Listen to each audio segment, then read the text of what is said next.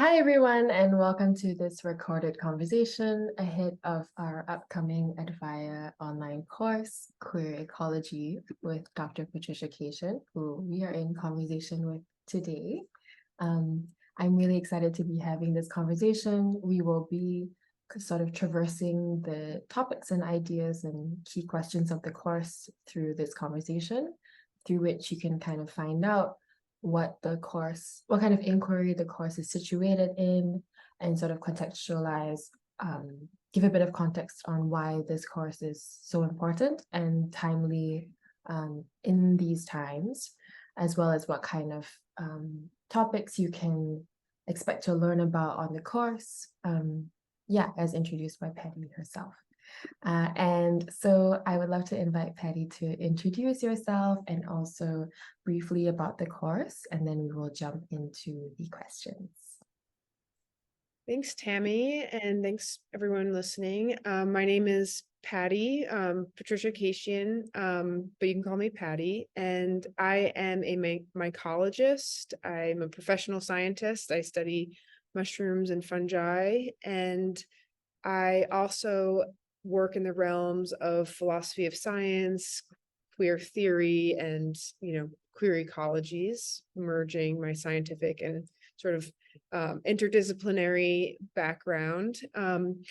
I am teaching this course on queer ecologies, which is building off of several years of work that I've been rooting around in this sort of interdisciplinary space between science and queer theory for a few years now. And I want to share my approach to this sort of nebulous field that can be interpreted in many ways and approached in many ways. But I'm interested in sort of sharing the way I'm interfacing with queerness and the sciences, and sort of finding that sort of space where they're making contact, and I'm interested in making these contact points accessible to as many people as possible. Thank you for that introduction. I love that you described the field as nebulous. A very wonderful point of entrance into a inquiry. Did you want to say more about nebulous? Yeah, sure. I can. Yeah, I mean, the nebulousness is, I would say queerness is very nebulous, right? It's not a definition. It's something that is, you can use it to define things almost insofar as to say that they cannot be defined, right? Mm-hmm. And science is often seen as this very rigid, linear way of producing knowledge that is concrete and clear, often though bringing us to the edge of what is known and into also nebulous spaces. So I'm interested in sort of actually looking at the ways in which science is also nebulous, and where that what can we learn from those spaces, that how can we sort of become confident in that lack of assuredness, right, when we put one foot in front of the other towards understanding the universe. I love that, and we will definitely get a bit into sort of that question in terms of in the, I guess, the context of science generally, science capital S, as a as a field of study, and also wanted to signpost people to the previous conversation we've had. Conversations, is it? I feel like we've had two by now. We've had at least two. We've had at least two. So I think I'll link it in the description for people to watch, but we definitely go quite into that. And so that's why we will be going into that slightly less today and more on the other parts of queer ecology. But we had quite a long conversation about science in relation to evolution and evolutionary theory. And so there's a rich amount of information there. So pointing people in that direction if they're curious about that, maybe after listening to this conversation. But so for today, I think we will start with mushrooms, of course, and otherwise known as our fungal associates, which is a term I picked up from our designer and creative creative person in the team, Priya, who hosted Mhm. a recent session on spiritual ecology, our study club on fungal associates, and everyone, let's talk about mushrooms. And They're so, amazing. yeah, they are. And so in the course, we open with a study of mycology as a queer discipline, which is something that you say. And, I wanted you to tell us a little bit about what the field of mycology reveals about society at large, in relation to queer phobia, discrimination of those at the margins, and then separately, the fragility and the subjectiveness of truth, which is what we were getting into. And so, yeah, just kind of talking about why and how the study of mycology kind of has parallels to these sort of very real life problems and real life systems that we are dealing with, especially when it comes to, I guess, systems of power, systems of that cause oppression and discrimination, etc. Yeah, and that just the idea of knowledge in general. Yeah.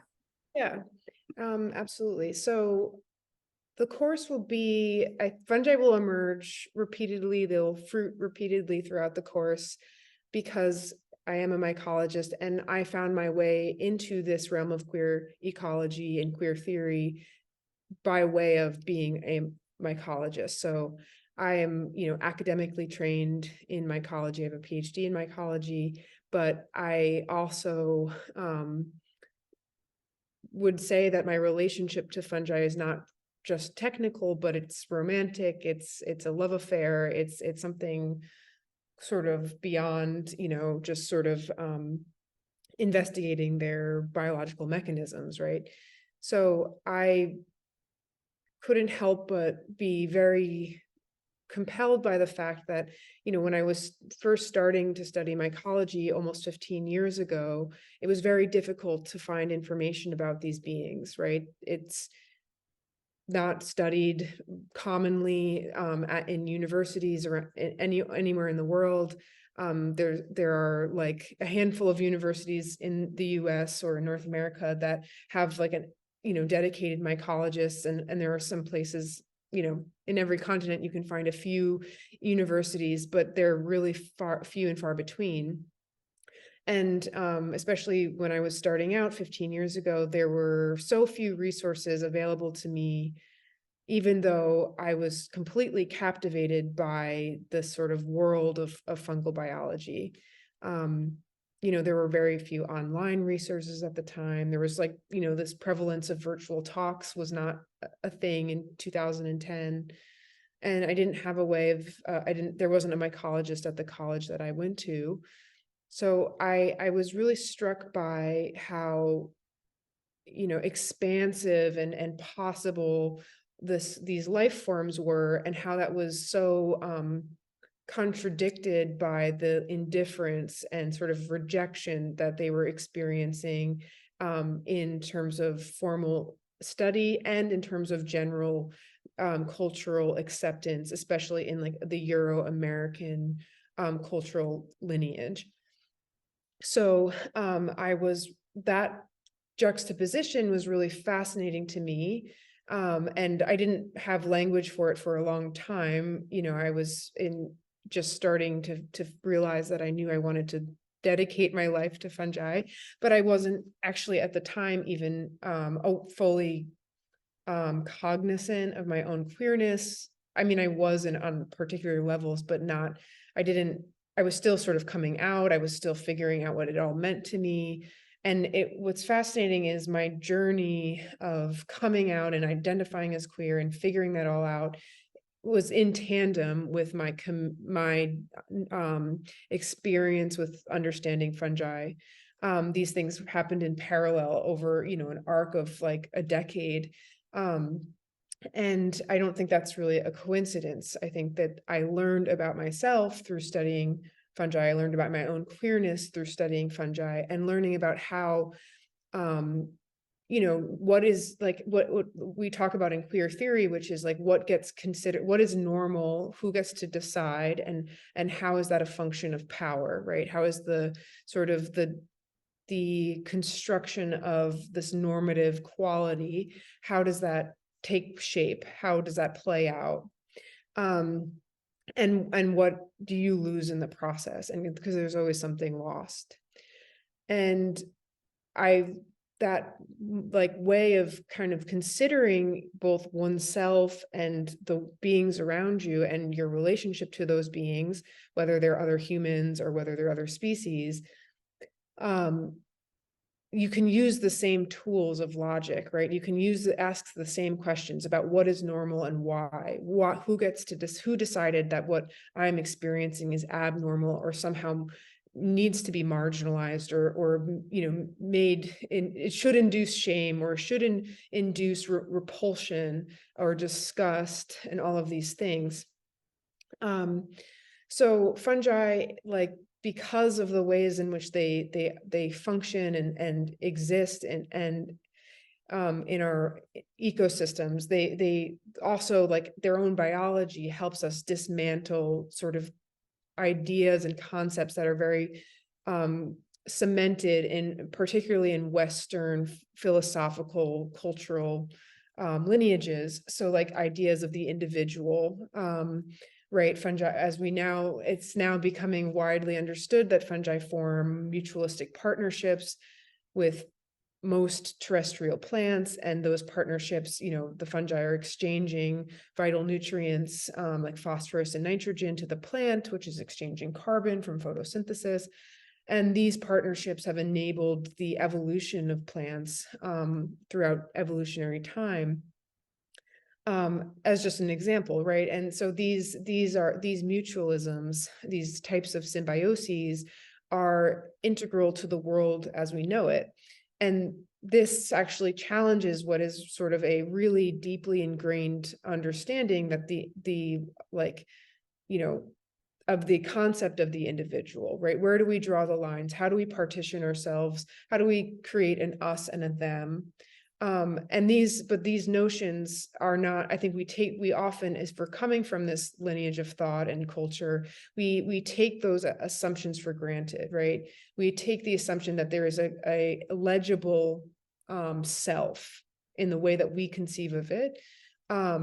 We assume that that's a universal reality or something that we must hold on to. And in doing so, we're creating, this box of normal. What is normal? What is the self? How do you draw the lines, right? But what can we imagine about the world if we were to dissolve those boundaries, if we were to queer those boundaries, if we were to transgress the boundaries, how both in human relationships, but also in our understanding of the connectivity of the world. So queerness is this like way of it's a vector into kind of asking questions about biology. I think that what I'm interested in as a scientist is in the process of queering biology, to me, is not to discard scientific knowledge, it's to inflect it with a more expansive set of questions and a kind of constant engagement with these, a way of, like, I don't know, asking what is normal and why, right? How did we get to this state of knowledge? What in delimiting this state of knowledge, what did we lose, right? What was the cost? And how and what can we gain if we were to reconfigure the limits? So mycology for me was this way of, it was so mentally expansive for me to understand fungal biology, and separately it felt for a moment it was so expansive for me to understand queer theory and queerness and my own queerness. And then, but as soon as as soon as both of these things were taking shape in my mind, they were blending together. And for me, I can't understand my own queerness without fungi. I sometimes wonder, like, what my relationship to queerness would be if I hadn't been so immersed in the world of fungal biology. I mean, I'm sure I would still be queer, but I just don't know that I would have felt so empowered in that queerness.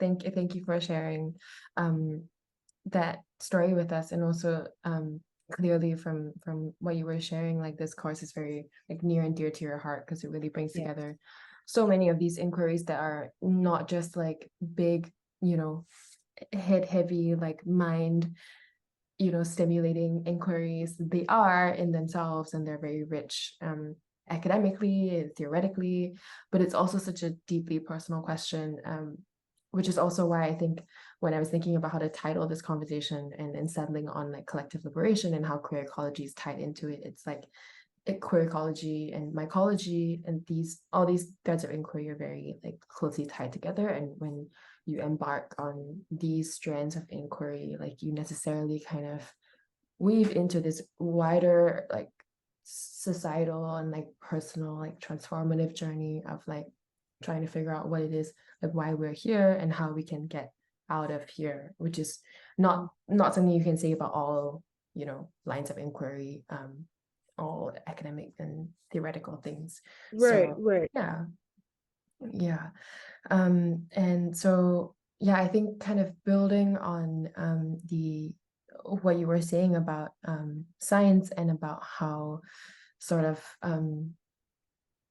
I guess like our fungal associates tell us a lot more about like relationships of mutualism and about cooperation, which would be a great segue into the second question, which is really about like week 2 and week 3 of the course, where you bring in sort of Dr. Lynn Margulis and her theory of symbiogenesis. And we've talked about this one before, which is where I'm going to bring in the other conversation, so that we can not have to repeat everything. But so in that conversation, we really kind of talk about how the economic theories and capitalism sort of reflect onto scientific theories, and is kind of a big reason why a lot of people, when they look at the natural world today, they think only of relationships of competition, and they think that it's about how the fittest survive. But then actually there are many possibilities of other relationships. Of course, there are, as you said in that conversation, there are relationships of competition. You can't refute that. But there are, there's so much more, which is exactly what you were saying in response to the first question. And so expanding on that, I think I would love to, and this also again builds on your response already, but I would love for you to talk about how in sort of embarking on this theory, this very kind of groundbreaking theory at the time, like Lynn Margulis was sort of perceived, as you said, as a heretic, even though she was on obviously the right track, and is now today very widely revered. I would like to kind of, or would like you to share about like what this sort of story tells us from your perspective. And I think we've heard of this sort of story from various teachers' perspectives, but I feel like it's interesting because it feels almost like what you just described about when you first started in mycology, how you were like weren't able to find anything, and then kind of having to keep pushing like boundaries in this space, in this field, as you were learning and growing, and kind of, I'm sure you also came up against sort of criticisms and like questioning in the same way. And so there may be some level of like parallel there. So just curious about what you think. So I'm including work by Dr. Lynn Margulis in the course, and I'm starting we're starting with that pretty early on in the course, because I want to, first of all, my approach to queer ecology is to sort of start with the sciences. That's the angle that I'm most interested in, because I'm a scientist. So I guess there are many ways to approach queer ecology. Some people are doing it much more on the humanities, more in the abstract, more in the art, more in the physical, the body. movement, somatics. There's so many ways in which you can sort of be in the conversation of queer ecology, or there are no rules. But what I'm interested in is, again, sort of digging into the history of science, the way that science operates, the sort of major questions in aspects of, and again, obviously when I'm saying science, I'm more meaning biology and ecology, but then also this larger picture of like philosophy of science, right? So how does science function? What are the rules, unspoken and spoken rules? And yeah, so the work of Lynn Margulis is quite inspiring to a lot of people right now, even though a lot of her work was done in the 60s, 70s, 80s, and then beyond. I passed away, I believe, in around 2012. Luckily, she did survive long enough to see her work vindicated, largely. But yeah, actually on her Wikipedia page, you can see that people had referred to her as a vindicated heretic. And so the vindication did come, and the heresy was that she was promoting this idea of that symbiosis was the norm, or at least symbiosis is so abundant that it does not make sense to speak of it as an exception, I guess we can say, trying to resist a little bit this idea of normal. But it had been historically treated as a very exceptional, rare event that an organism would be in complete dependency with another organism, and often that would be in the form of parasitism. But what she discovered was that not only is symbiosis, which is a spectrum of interaction, right, from parasitism to mutualism, and we'll get into all these details in the course, but it is almost the rule of life, right? It is almost something approaching ubiquity. And I think that it's an interesting way of sort of it's a case study. I'm approaching her work as a case study in what happens when you ask radically different questions. What happens when you look at the world as enmeshed and blended and mutually interdependent, which is again a very fungal way of being. What are the risks as a scientist, but also what are the rewards, right? What can we gain? What did we lose when we were so particular about how we defined those relationships previously? So I'll explore in the class. I'll explain the science very, very specifically, but then it will be also this case study. And while Lynn Margulis did not, as far as I know, ever identify as queer, and did not specifically engage with queer theory or anything really approaching that by name in her work, I think that she actually had a very queer lens.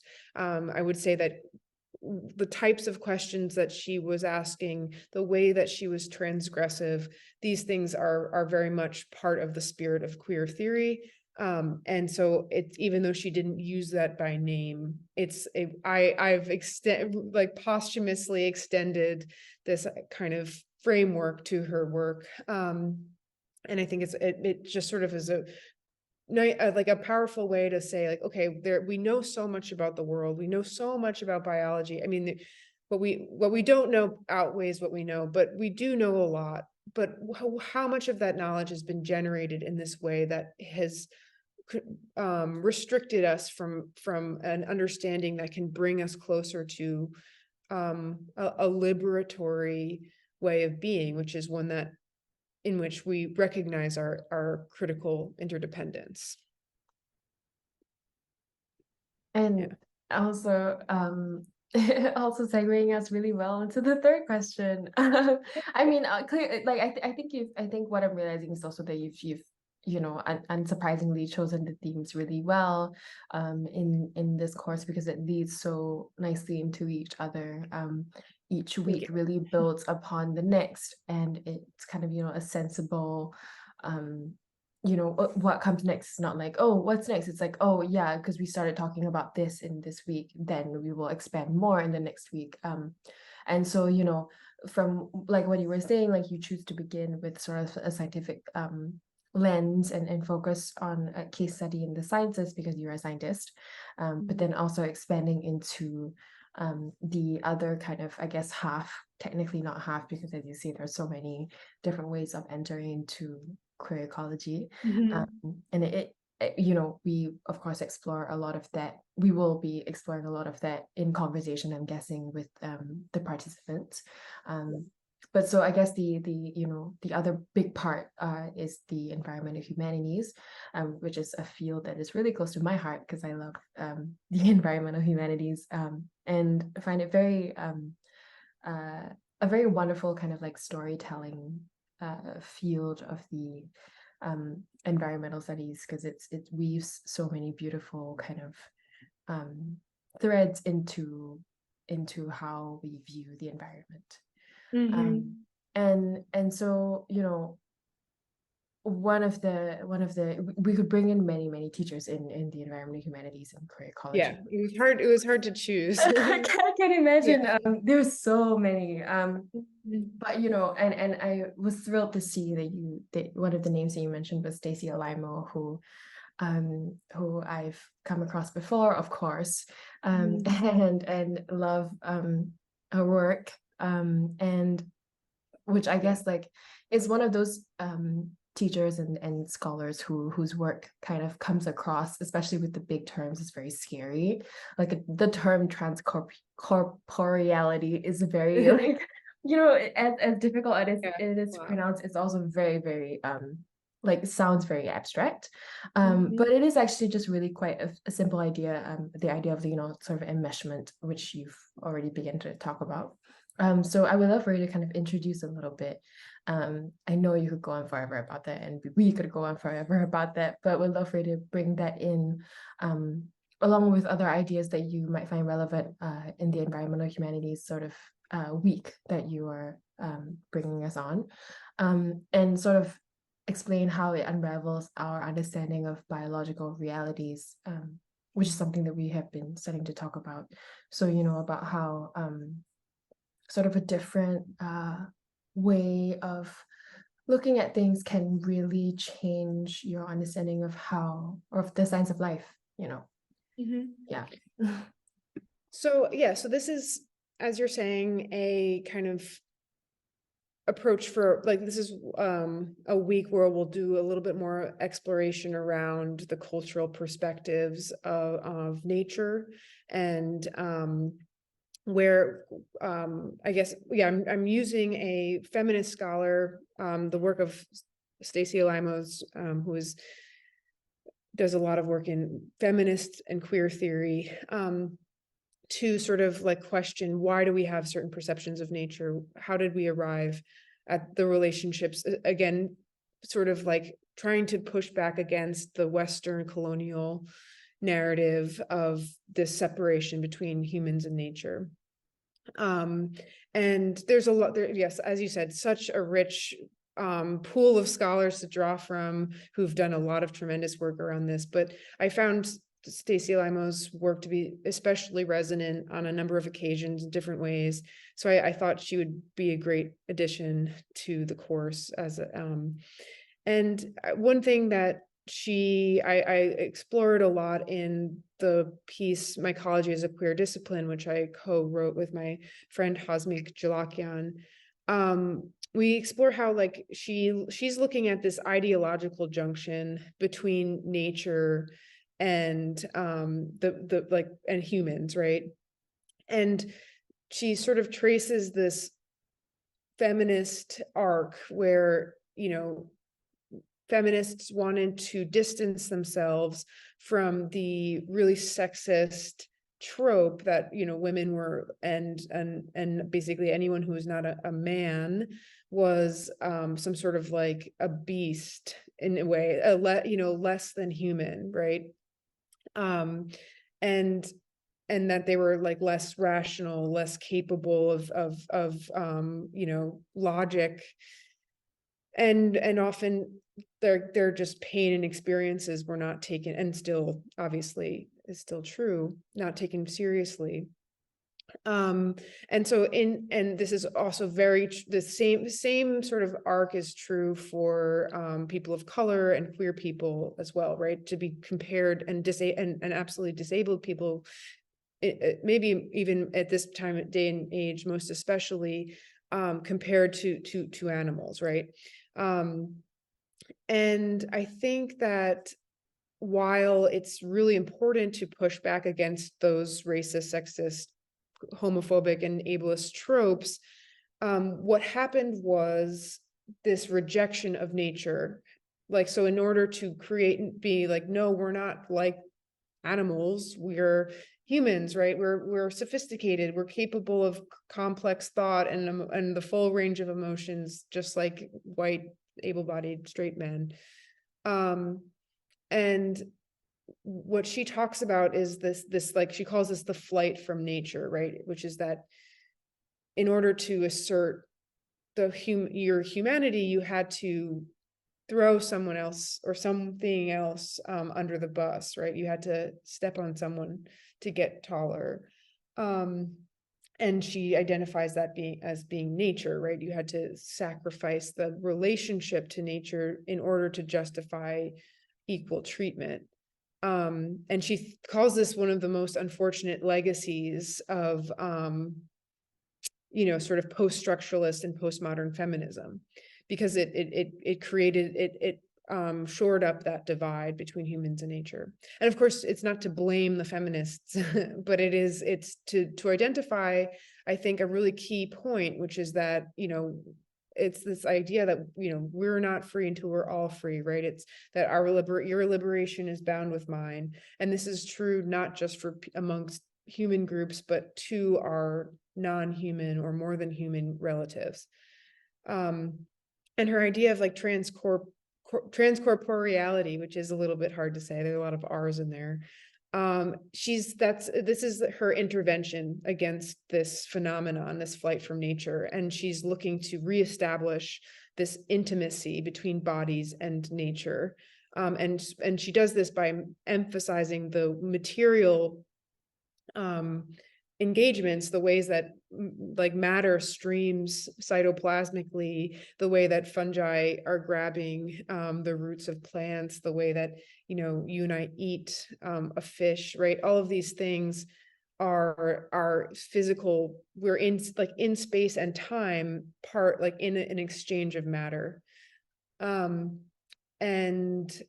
that's this concept, and that fungi, I think, and my sort of contribution to this is that fungi, I think, just so beautifully give us all these examples of transcorporeality, which is they literally show us how to do this. They show us how to form webs of interaction, how they're only as good as the like they're only as healthy as the nitrogen that they supply to the plant, like they're going to get carbon in exchange. And I think that it's just a great way they are teachers, right? And as Stacy's a teacher, these fungi are teachers, right? They're trying to show us, okay, it's important to push back against these tropes, these racist, sexist tropes, of course, but not at the expense of our humanity, which is our humanity is our relationship to nature, not the distance between it.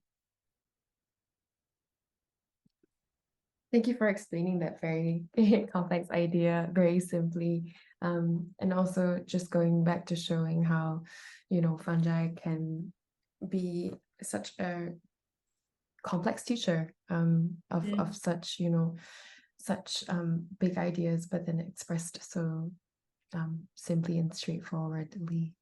At the end of the day, because you brought this up in the beginning, like I love getting heady. I love being in the weeds philosophically.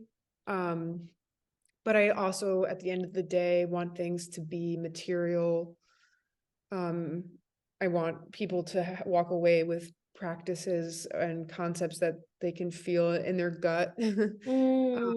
and not just between the eyes. So I mean, that's my hope. Obviously, everyone learns different, everyone has different interests, but my hope is to sort of to have this physical element, a physical feeling of knowing, at times, not, doesn't have to be always front and center, but Yeah, and that's why you have included, I think it's the sit spot exercises like every week, yes. right? Yeah, I'm really excited about that component of the class. Yeah. Do you mind like sharing a little bit about sit spots? Because I feel like not everybody has that as a sense of what that means actually at all. Yeah. So I'll give a really detailed, like, I'll explain particulars in the course, but the overall idea is that you'll be visiting a spot in your neighborhood or in the forest nearby or in the urban park or anything. Doesn't matter like how wild it is or Mm, anything. And you're going to be doing exercises to basically cultivate a practice of noticing and mm, increasing like species encounters is sort of how I mm, described it. I'll give, there'll be opportunities to share observations each week. And I'll give a little bit more instruction and sort of advice about how to mm, do it. But it'll be very much a personal practice that I will hope it's a way to help stimulate relationship to place. That's sort of the goal. So there's many ways to do it, but a sit spot is just a place that you visit again and again to notice. I didn't invent the term sit spot. I'm not sure who did it. It's kind of is sort of widely circulated, but that I do have some techniques and things that I've cultivated and I've included in classes I've taught previously that I think can really make it quite enjoyable and a practice that people might want to sustain beyond the class. I love that, and I really appreciate the inclusion of these sort of very personal exercises that are very easily accessible. And like you said, not you don't have to have access to a wild, what does that even mean? Like wild Yeah. forest, Anyways, yeah. So moving along, kind of to the penultimate question, um, we are in week 5 drawing inspiration from Donna Haraway, of course, Of course. and and we are talking about partial perspectives, which and I wanted to read this quote from Donna that I was looking into and found really interesting. And she wrote, "I am arguing for politics and epistemologies of location, positioning, and situating, where partiality and not universality is the condition of being heard to make rational knowledge claims." And so this, I think, seems quite central to the spirit of the course, but also seems quite central to a lot of what you're saying as well. I was wondering what you thought when you brought in sort of this specific, of all the ideas that Donna, of course, has put out. Mhm. So many ideas. Yeah. Why pick kind of the idea of partial perspectives, and also I guess like there's a broader question here about like why, I guess like there is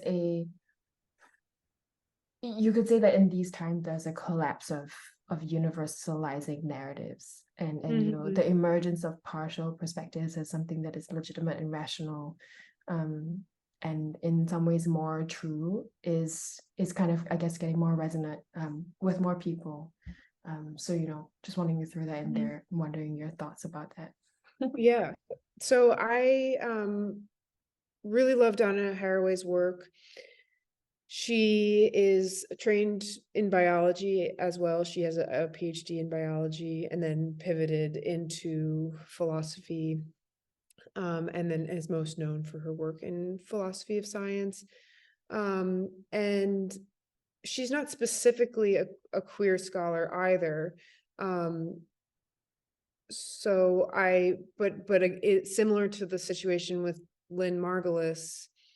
Um, she is engaging in techniques that I think are really exemplary of queer theory and then applying them to scientific thought. And she, I think most importantly deals with the concept of objectivity very centrally, which is, the core thrust of the scientific method, right? Is how do we minimize subjectivity and move towards objectivity as much as we can. And I don't have a problem with that idea, but I think there's so much that gets taken for granted in how that operates, because it's culturally located. And sometimes it more so than other times, sometimes there's a greater cultural inflection than other moments in science, but it's something that we kind of fail to, I think, talk about enough as scientists. Is like, okay, are we really reflecting on what's objective here, and how does that account for systems of power? How does that account for institutional knowledge versus community knowledge, right? And so she's like interested in this idea of the partial perspective, which is the assertion basically that, none of us are omniscient. We are all capable of only knowing what we know, and how we, like, the lenses that we see the world are culturally mediated. They're stable, maybe they're plastic, but they're very stable often, right? Meaning you can't just completely see the world a different way at any given moment.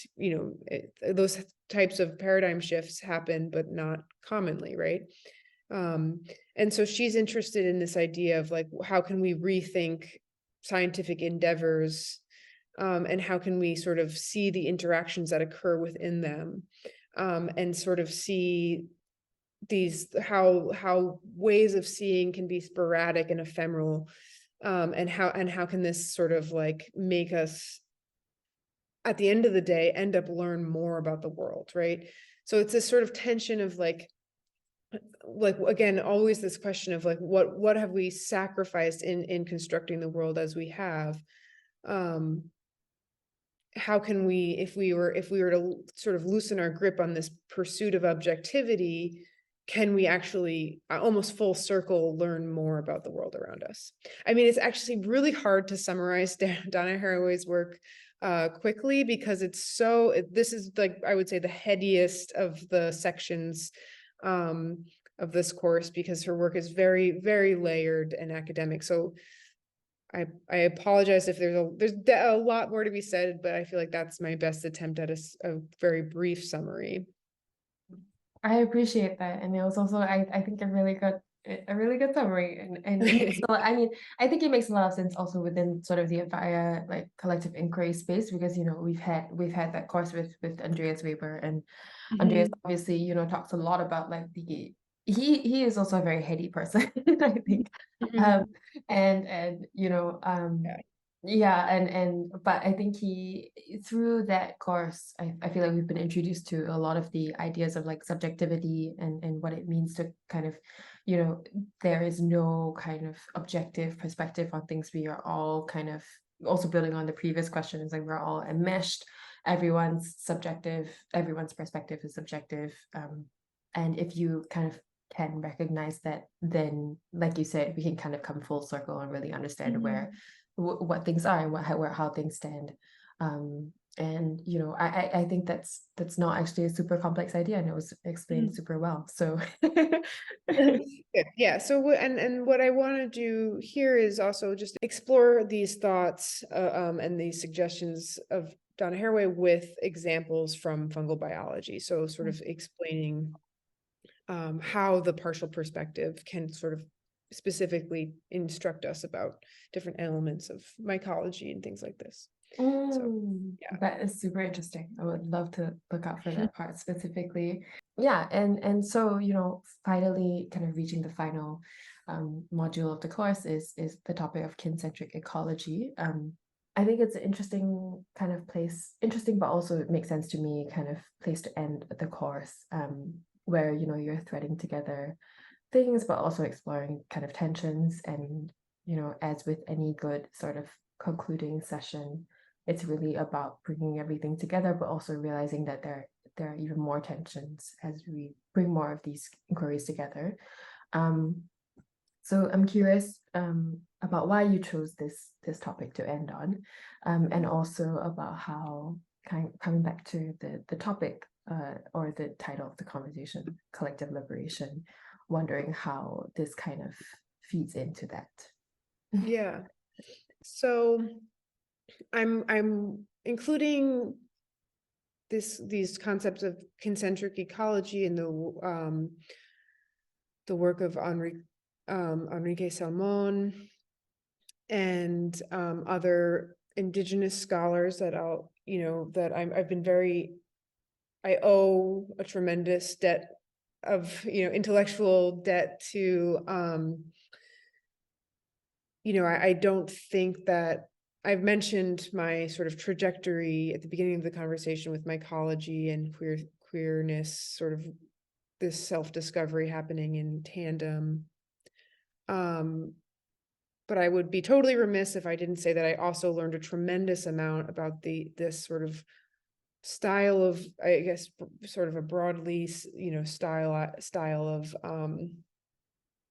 inquiry from, I learned a lot from indigenous scholars in graduate school. There's the Center for Native Peoples and the Environment at SUNY College of Environmental Science and Forestry, where I did my PhD. And there are a number of excellent scholars there that I would get to see talks from, and they would invite other indigenous scholars. And I would see talks and workshops with Dr. Robin Wall-Kimmerer and her students. And I'm definitely very much indebted to the lessons that I've learned in those spaces. And it's just a core piece of this sort of intellectual, I think, sphere. Even though, again, they're not necessarily, these scholars that I've learned from aren't specifically identifying as queerness in their personhood nor in their scholarship, but there are so many lessons that I think queer theory can glean, forage with gratitude from, and so it feels appropriate to, it's necessary to spend time digging into this. And in terms of concentric ecology, I would say it just in the most simple of sense, it's just this deep awareness of the interdependencies of webs of life, right? The human as, a partner being, a companion species, a sort of part of the constellation of interactions that are happening constantly in our ecologies. So it's a way of sort of mapping and naming and understanding these relationships, and not sort of imposing hierarchical structures onto the beings that we are engaged with. So I wanted to also include, no, I'm not putting it last because it's an afterthought, but because, like you said, it's a way of, I think, bringing a lot of this home. And that even though it's not I'm not drawing from the queer element of it, but I'm in fact sort of projecting the queerness onto it a little bit, but nonetheless sort of working with these concepts to, I think, as a way of also sort of charting where we can literally go next, right? How can we take what we've learned in each week to sort of ideally, hopefully, strengthen our relationship to other beings and to one another. And I think that some of the most emotional lessons and the most powerfully evocative lessons that I've learned about how to be a companion species have come from indigenous scholars. So yeah, that's sort of why I am including this section, and how I chose where it would fall in the course. Thank you. I appreciate that. Once again, the explanation and contextualization. And yeah, what a wonderful way to kind of explain that part. It's about, bringing concentric ecology to bring everything home. And I also, hope that people who participate on this course can get that sense of rich learning that you had in those spaces with those Indigenous teachers, and bring that to this course, and hopefully people also get interested to go into specifically more of those spaces, and also acknowledge that a lot of what we know, and a lot of kind of these ideas, these big ideas, actually like kind of come back to a lot of a very Indigenous way of thinking that has existed for so long. Yeah, and you know, a lot of these kind of ideas and theories that we have big names for are actually really quite simple. Yeah, and come back to very fundamental ways of Yeah. thinking about the world. And I think, yeah, academics sometimes can, I think, lose track of, you know, there's sometimes you know, a lack of groundedness that irritates me. And so I think it's important to ask yourself, like, you know, is this urgent in these times, right? And not everything has to be urgent. Not everything, there's time and a place for being lost in thought, and it being in the realm of the abstract. And I do that, and I love my brain works like that. But I think you know, with every being, like the world being as jarring as and as intense as it is right now, I think trying to keep it material, keep it grounded, keep it urgent is something that I'm interested in, at least striving for. Yeah, I appreciate that a lot. And I think that's a great way to close. Hoping that people have kind of gotten a clearer idea of what the course entails, and also what kind of learning journey you'll be coming on. The hope is that with these conversations, kind of people get a sense of what being in conversation with you will be like, what learning from you will be like. And I hope that people kind of get a better understanding of that. Although I will caveat this and say that it is quite late Patty's time now. So, so, Yeah. so I can imagine Patty will be, you know, less tired. Even more springy. Yeah, no, but I mean, it's already really brilliant given the time of day it is for you. So I really appreciate, and Yeah, also am always in awe about how you're able to explain such incredible ideas. And of course, you know, that's only because this entire course is a product of your study for so long, and it's really your expertise, and we're really honored to have that shared with the students. And I wonder if you have any final words to close before I kind of end this recording. I mean, not really. I'm really excited about the class. I think it's going to be really fun for me to be in community with whoever decides that it's right for them. So I'm just looking forward to it. I think it'll be. I'm looking forward to learning from the students who are going to be joining, and I think it's just going to be a good time. So I look forward to whoever shows up. Thank you, Patty. Thank you, everyone who's listening as well. Hope to see you on the course.